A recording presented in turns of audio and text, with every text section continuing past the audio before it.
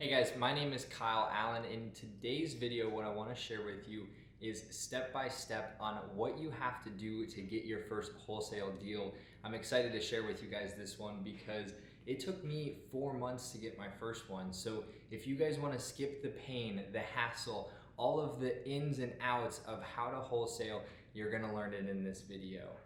So one of the biggest things that a lot of people struggle with when they're first wholesaling is they don't know where to find these leads, right? This is probably one of the most important things.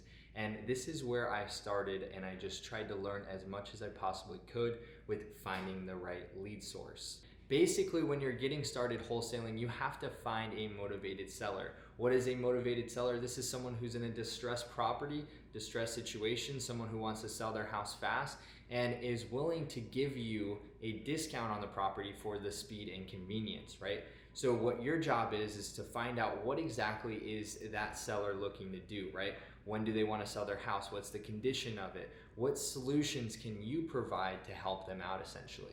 And like I say all the time, you get paid off of the problems you solve. So the bigger problem you solve, usually the bigger check that you can make on this deal. So when I started getting into this business, it took me 4 months, like I said beforehand, to get my first deal, right?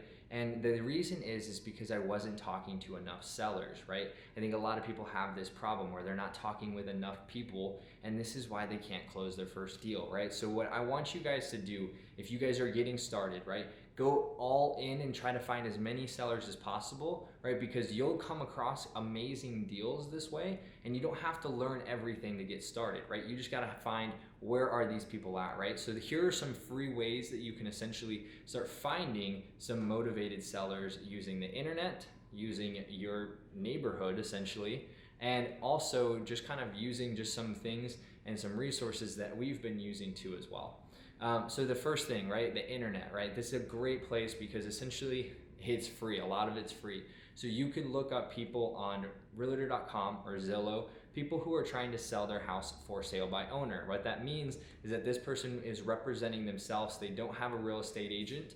That is how this person's wanting to sell their house. You can find these people on realtor.com, Zillow. These are great places to go find them.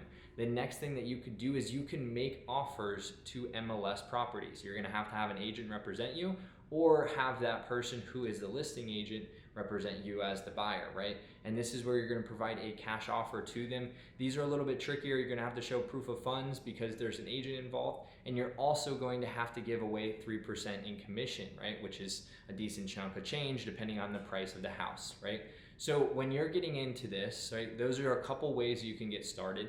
The other way is that you could go driving for dollars using one, your car, and I get people where they're like, Kyle, I don't have a car. Well, two, you can use Google Maps, right? And if you're using Google Maps, literally just do like the little street view and just start driving through it, right? Google's mapped out a lot of the United States, especially a lot of neighborhoods and stuff like that. So just go through these neighborhoods and look for properties that are beat up, right? Properties that have boarded up windows, bad roof conditions, overgrown grass in some areas. The list could go on and on. Your job is to basically find those, map down the addresses, and then you can go ahead and skip trace those using like batch leads or skip Genie. So now that you have some motivated sellers, what do you say on the phone with them, right? So the biggest thing is that you have to find out the condition of the property. This is probably one of the top things that a lot of people forget about. So find out the condition of the property. A conversation would typically go something like this. Well, hey, Mr. Seller, I would love to learn more about the property. So I kind of ask you a couple questions about it, right? And then just see what they say. He'll start talking, and your job is to discover what is wrong with the house, right? So make sure you cover a lot of the expensive items, the HVAC unit, the roof, the foundation, the flooring inside of it, the appliances. There's a ton of other ones that I'll probably list over here or drop down in the comment section below. Some of those, like a pool, a septic tank, all of those different things. These are things that are big ticket items that affect your purchase price. So you got to understand the condition of the property. Make sure a lot of the important stuff, right, that the high ticket value items are taken care of, and this is going to make your investors happy. So now you have this seller that you're talking to about the condition. Make sure you're taking down notes and all of that good stuff. The next thing that you're going to want to jump into is, hey, why are you selling the property? It sounds like you have a great property, or it sounds like your property needs a little bit of work. what's making you want to sell the property today, right? We want to figure out what is their motivation.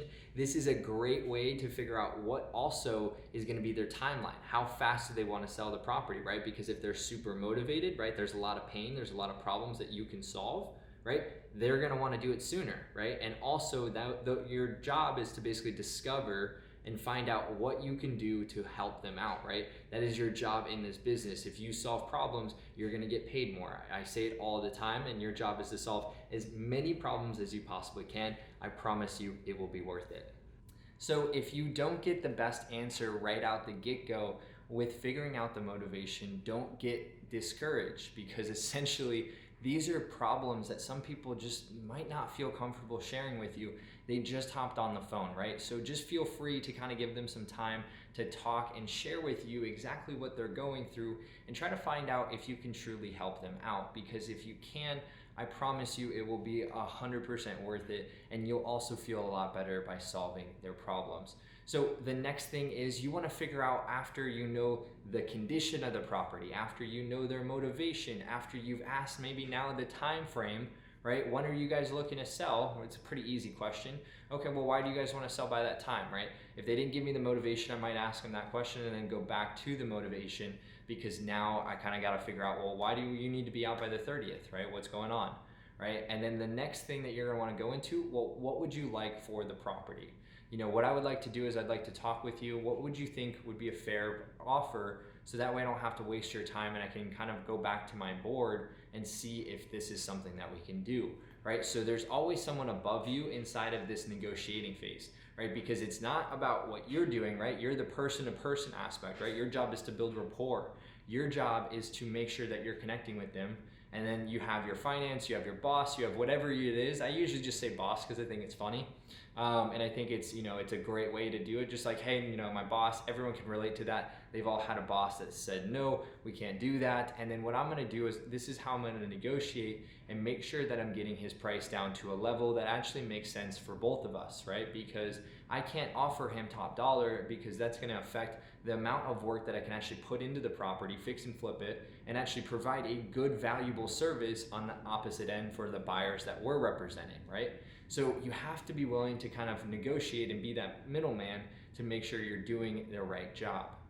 Okay, now that you have a seller that you know what is the condition of the property, you know why they're selling it because of their motivation, you know when they need to sell it by, and what price that they're looking for, you're gonna then want to schedule an appointment with this person to talk a little bit more in depth about that purchase price, right? Because everyone is always gonna want a lot more for their property, but essentially you really can't offer a lot more because you're an investor, especially if you're getting started, you're a wholesaler, so you even have to go below what other investors can pay for. And I'm gonna promise you this is gonna work if you build enough rapport, right? Because what you're gonna do is you're gonna go back to the seller, right? And let's say they wanted $65,000 for the property, and I needed to be at like roughly about 50,000, right? So we're a little bit apart, right? But what I'm gonna do is I'm gonna go back to him and I'm gonna be like, hey, Mr. Seller, I wanted to talk with you a little bit. So I know that you said you wanted to have a cash offer at 65.